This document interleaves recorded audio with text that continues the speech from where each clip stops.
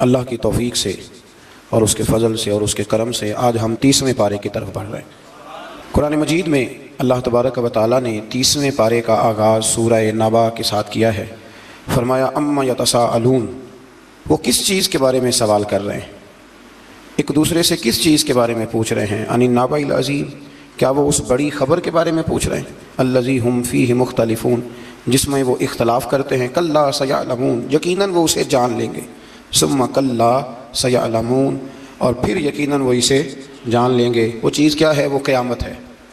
فرمایا جو جھگڑا کر رہے ہیں، اختلاف کر رہے ہیں، تو یہ بڑی جلدی جان جائیں گے کہ قیامت کا آنا حق ہے اور قیامت آ کے رہے گی۔ قیامت نہ آئے، قیامت کا وقوع نہ ہو، تو پھر یہ زندگی کے جو روز کے معاملات ہیں ان کا حساب کیسے ہو؟ پھر دنیا میں ظالم ظالم رہ گیا اور مظلوم مظلوم رہ گیا۔ قیامت کا قائم نہ ہونا یہ مظلوم کے ساتھ ظلم ہوگا۔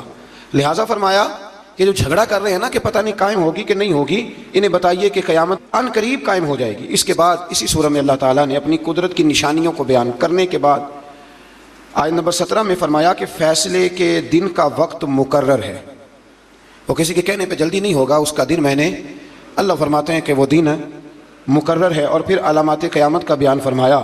اس کے بعد فرمایا کہ جہنم سرکشوں کا ٹھکانہ ہے، جس میں وہ مدت دراز تک رہیں گے، اور اس میں انہیں کھولتا ہوا پانی اور جہنمیوں کے زخموں کی پیپ کے سوا کوئی مشروب نہیں دیا جائے گا۔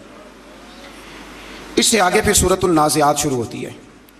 سورہ نازعات، اس صورت میں یہ بتایا کہ موت کے فرشتے، چونکہ 30ویں پارے کی نا صورتیں بڑی مختصر ترین صورتیں ہیں، اپنے الفاظ کے لحاظ سے اور اپنے حروف کے لحاظ سے مختصر ترین صورتیں ہیں، تو اس سورہ مبارکہ میں یہ بتایا کہ موت کے فرشتے جہنمیوں کی روح نہایت سختی سے نکالتے ہیں اور اہل ایمان کی روح کو نہایت نرمی کے ساتھ۔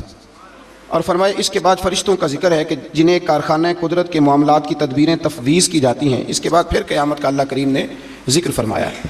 اس سے آگے سورہ عبسہ ہے، عبس وتولی ان جاءہ الاعمی۔ ہوا یہ کہ نبی کریم علیہ السلام کچھ لوگوں کے ساتھ بات چیت کر رہے تھے، تو ایک نابینا صحابی آ گیا اور وہ بار بار بات میں مداخلت کرتے تھے، تو حضور علیہ السلام نے ان پر جلال فرمایا۔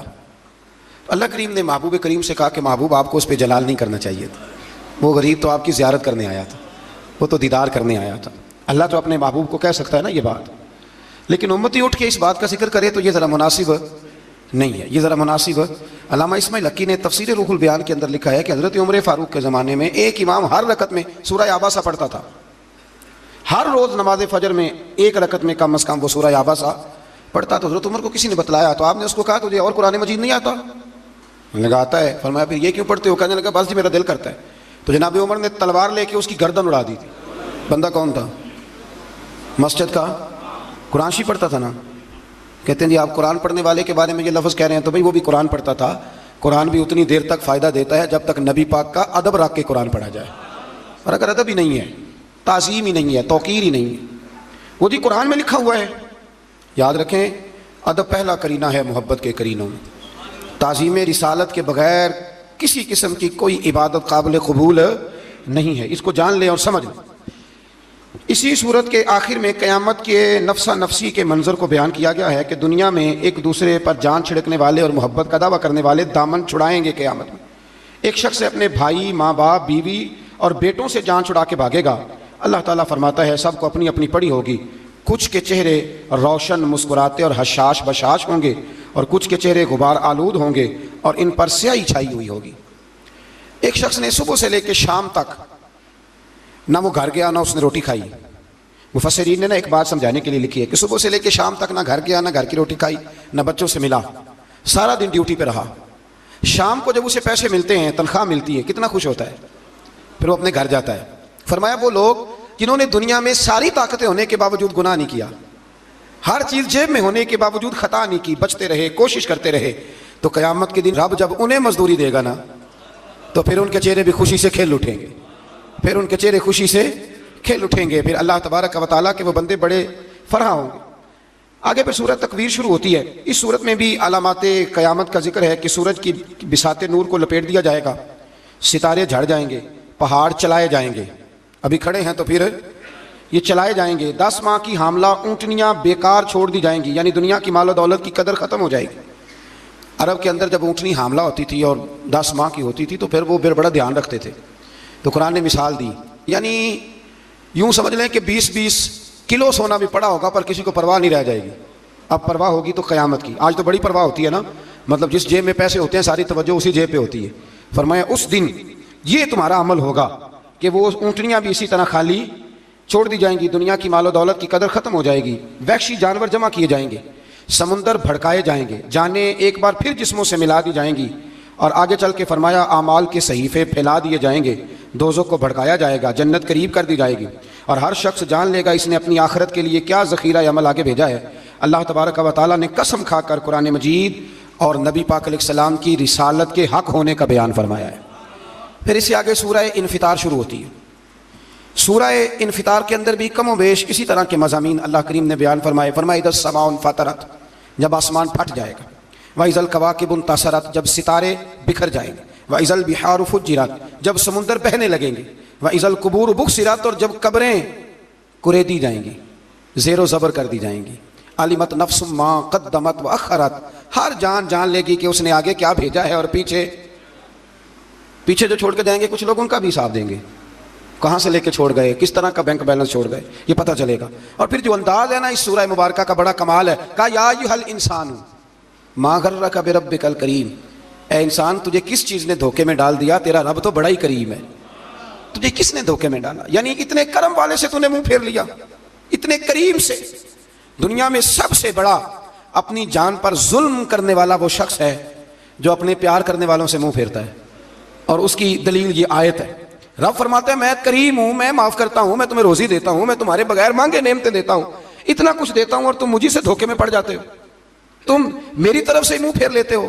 الذی خلقک فسواک فعدلک، جس نے پیدا کیا پھر تیرے اعضاء کو درست کیا پھر انہیں معتدل بنایا، فی ای صورت ما شاء رکبک، الغرض جس شکل میں اس نے چاہا تجھے ترکیب بنا دیا، ترتیب دیا، جس شکل میں چاہا تجھے، یہ جس چیز کی جو شکل ہے نا یہ میرے اللہ کی چاہت ہے، یہ اللہ کی، میرا رنگ روپ بھی میرے رب کی چاہت ہے، اور آپ کا رنگ روپ بھی، آپ نے یہ نہیں دیکھنا کہ رنگ کیسا ہے، دیکھنا یہ چاہت ہے میرے رب کی۔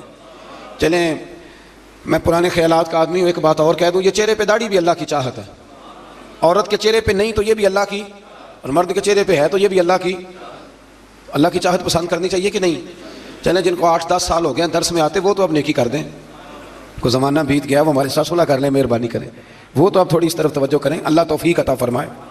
تو ارشاد فرمایا کہ کلا بل تکذبون بالدین، یہ سچ ہے کہ تم جھٹلاتے ہو قیامت کے دن کو، اگر قیامت کے دن کا تمہیں یقین ہو جائے تو پھر تم برے عمل نہ کرو، لیکن فرمایا وَإِنَّا عَلَيْكُمْ لَحَافِظِينَ، تم پر نگران فرشتے موجود ہیں، کراما کاتبین یعلمون ما تفعلون، جو معزز ہیں لکھنے والے جانتے ہیں جو تم کرتے ہو۔ ان الابرار لفی نعیم، بے شک جو ابرار ہیں جو نیک لوگ ہیں وہ عیش و آرام میں ہوں گے، نیک کے سیٹھ جو نیک ہوں گے وہ آرام میں ہوں گے، وان الفجار لفی جہیم، اور جو بدکار ہوں گے وہ جہنم میں ہوں گے، یصلونها یوم الدین، داخل ہوں گے اس میں قیامت کے روز، وما هم عنها بغائبین، اور وہ اس سے غائب نہیں ہو سکیں گے۔ چلو ہم کوئی داؤ لگا کے تو دوزخ سے نکل جائیں، وہاں سے غائب کوئی نہیں ہو۔ وما ادراک ما یوم الدین، یہ کئی جگہ پہ قرآن پہ لفظ آتا ہے پر ذرا غور کریں، فرمایا وما ادراک ما یوم الدین، اور تمہیں کیا پتا کہ قیامت کا دن کیا ہے، یعنی اتنی آیات میں بیان کر کے قیامت کا ذکر کر کے بھی کہا کہ ابھی تمہیں کیا پتا کہ قیامت کا دن کیا ہے۔ ثم ما ادراک ما یوم الدین، پھر آپ کو کیا علم کہ روز جزا کا دن کیا ہے۔ یوم لا تملک نفس لنفس شیئا، یہ وہ دن ہے جس روز کسی نے کچھ کرنا کسی کے بس میں نہیں ہوگا، کسی کے لیے کچھ کرنا کسی کے بس میں، والامر یومئذ للہ، اور اس دن سارے کا سارا حکم اللہ کا ہی چلے گا۔ تو فرمایا اس کے لیے تیاری کرو، اس کے لیے آگے بڑھو، اس کے لیے جد و جہد کرو۔ اس سے آگے سورہ مطففین شروع ہوتی ہے۔ اس سورہ مبارکہ میں اللہ تبارک و تعالیٰ نے ناپ تول میں کمی کرنے والوں کے لیے شدید عذاب کا ذکر کیا ہے۔ فرمایا جب وہ لوگ دوسروں سے لیتے ہیں تو پورا ناپ کے لیتے ہیں، اور جب دوسروں کو ناپ کر دیتے ہیں تو کمی کر کے دیتے ہیں، خود لیتے ہیں تو، اور جب دیتے ہیں تو پھر کمی کر کے دیتے ہیں، یعنی ڈنڈی مارتے ہیں۔ مزید فرمایا کہ کیا ان لوگوں کو قیامت پر یقین نہیں، یعنی ڈنڈی مارتے ہو، کم تولتے ہو، کیا تمہیں قیامت پر یقین ہے، یعنی تم نے مرنا نہیں؟ بہت سارے لوگ ہیں جو دکھاتے ہیں وہ دیتے نہیں، جو دکھاتے ہیں وہ دیتے نہیں، اور جب کچھ چیز دیتے ہیں تو ان کا رویہ بدل جاتا ہے، اور ان کے لب و لہجے کا انداز بالکل انفرادی ہو جاتا ہے۔ اپنی زندگی میں دیانتداری کا مظاہرہ کریں، دیانتداری کا، ناپ تول پورا رکھیں، حضرت معروف کرخی رحمۃ اللہ علیہ کے زمانے میں بغداد میں بارش نہیں ہوتی تھی، سب لوگ آپ کے پاس جمع ہو کے آئے، حضور دعا کر دیں بارش نہیں ہوتی، تو آپ فرمانے لگے یہ میری خانقاہ کے نا بالکل سامنے ایک کریانے والا ہے، چینی پتی بیچتا ہے، اس سے دعا کراؤ بارش ہو جائے گی۔ لوگ چپ کر کے چلے گئے، اس کو کہا دعا کر دو، کہنے لگا حضرت صاحب سے دعا کراؤ، مجھے تو لفظ بھی سیدھے نہیں کہنے آتے، لیکن لفظ تاثیر سے بنتے ہیں، تلفظ سے نہیں۔ اہل دل آج بھی ہیں اہل زبان سے آگے۔ کہا نہیں حضرت نہیں بھیجا ہے، دعا کر دی، کہا حضرت صاحب نے بھیجا تو کر دیتے ہیں اللہ کی بارگاہ میں، اللہ بارش دے دے۔ لوگ کہتے ہیں ابھی دعا مکمل نہیں ہوئی کہ کالی گھٹائیں چھا گئی، بارش برسنے لگی۔ لوگ حضرت معروف کرخی کے پاس گئے کہ اس کو ہم جانتے ہیں، ہمارے ساتھ پلا بڑا ہے، جوان ہوا ہے، رات کو الگ سے آ کے تہجد پڑھتا ہے، کوئی خاص عمل؟ تو حضرت صاحب فرمانے لگے کچھ بھی نہیں کرتا، 35 سال ہو گئے میری خانقاہ کے سامنے دکان ہے، سودا پورا تولتا ہے، گاہکوں کے ساتھ سچ بولتا ہے۔ فرمایا جو 35 سال سے اللہ سے ڈر کے اللہ کے بندوں سے دیانتداری کر رہا ہے، جب وہ ہاتھ اٹھا کے دعا مانگتا ہے تو اللہ اس کی ہر دعا مقبول فرمایا کرتا ہے۔ اس لیے حضور نے فرمایا سچا تاجر قیامت کے دن نبیوں کے ساتھ اسے رکھا جائے گا، نبیوں کے ساتھ جگہ دی جائے گی۔ تو اس سورہ مبارکہ میں اللہ کریم نے اس بات کا تذکرہ فرمایا کہ پورا ناپ تول رکھیں۔ حضرت شعیب علیہ السلام کی قوم کا آپ ذکر پڑھ رہے ہیں کہ وہ ناپ تول کے اندر کمی کرتے تھے، تو پھر اللہ تبارک و تعالیٰ نے انہیں سخت سزا دی۔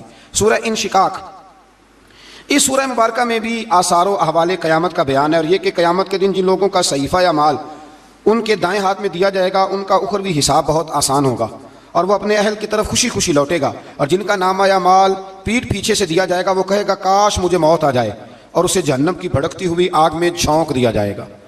پھر آیت نمبر 16 سے اللہ تعالیٰ نے شفق، رات اور چاند کی قسم کھا کے فرمایا قیامت کے دن مشرکین کے لیے سخت اور ہولناک عذاب ہے۔ اتنی قسمیں کھا کے رب فرماتے ہیں کہ مشرکوں کے لیے عذاب سخت ہے۔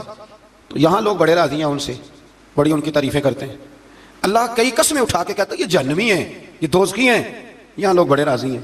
آپ یقین کریں بڑے بڑے سیانے لوگ، بڑے بڑے سمجھدار لوگ وہ سمجھتے ہیں کہ اگر امریکہ کا ویزا مل گیا تو پھر سمجھے بڑی کامیابی ہو گئی۔ ہمارا ایک سنگی ہے، تو ایک دن بیٹھے ہوئے تھے تو ایک صاحب بڑے ذوق شوق سے بتانے لگے کہ میرے پاس نا برٹش پاسپورٹ ہے۔ 2-3 دفعہ انہوں نے کہا تو ہمارا دوست وہ بڑا محبت کرنے والا ہے، کہنے لگا چل بس کر، برٹش پاسپورٹ یہ کدو جنتی ٹکٹ ہے۔ ایک آدھ دفعہ بھی کافی ہے کہ اب بار بار ایک ہی بات کیے جاتے ہو۔ تو یہاں لوگ بڑی دور تک رسائی رکھتے ہیں۔ اصل میں نا ان آیات کا مطلب یہ ہے کہ مومنوں اپنے آپ کو خوش قسمت سمجھا کرو کہ اللہ تبارک و تعالیٰ نے تمہیں میرے رسول کریم کا کلمہ پڑھنے کی توفیق عطا فرمائی۔ کئی قسمیں اٹھا کے کہا یہ جہنم میں جائیں گے۔ پھر سورۃ البروج آتی ہے اس سے آگے۔ اس سورت میں اللہ تبارک و تعالیٰ نے فرمایا کہ جو اللہ پر ایمان لانے کی پاداش میں اصحاب الاخدود، یہ خندق والے لوگ تھے پرانے زمانے میں کچھ ہوئے، ان کو اس طرح قتل کیا گیا کہ انہیں بھڑکتی آگ میں ڈال دیا گیا۔ اور اہل حق کی اس قربانی کا اللہ تبارک و تعالیٰ نے اس سورہ مبارکہ میں ذکر فرمایا۔ اصحاب الاخدود خندق والے، ان کو خندق میں ڈالا گیا۔ ایک بات صرف کر دیتا ہوں، بڑی لمبی تفصیل ہے، ادھر نہیں جاتا۔ ایک بچی چھوٹی سی نا ماں سے چھین کے کافر بادشاہ نے نا آگ میں پھینکی، سب مومنوں کو پھینک رہا تھا، مسلمانوں کو جو اس دور میں کلمہ پڑھتے، تو اس کی ماں کو پکڑ کے وہ پھینکنے لگے تو بچی اندر سے بول پڑی، اصحاب اخدود کی بچی اندر سے بول پڑی، کہنے لگی اماں ڈرنا نہ، فٹافٹ آ جا، گیری میں آگ میں ہوں پر میرے رب نے مجھے بڑی رحمتیں عطا فرمائی، اللہ نے بڑے کرم سے نوازا ہے، آ جا۔ یہ گر آگ میں رہے ہیں پر خدا کریم تو اپنے فضل سے اسے گلزار بنائے جا رہا۔ تو ان لوگوں کا اس سورہ مبارکہ کے اندر اللہ تبارک و تعالیٰ نے ذکر فرمایا ہے۔ پھر آخر میں سرکار دو عالم صلی اللہ تعالیٰ علیہ وسلم اور مومنین کو تسلی فرمائی کہ فرعون، سمود جیسے بڑے بڑے لشکروں والے سرکشوں کا آج نام و نشان نہیں ہے، تو اے مومنوں یہ تکالیف اور مشکلات بڑی عارضی ہیں، بڑی جلدی اللہ دین کو شان عطا فرمائے گا۔ پھر اللہ نے شان عطا فرمائی نا، پھر اللہ کریم نے نوازا نا۔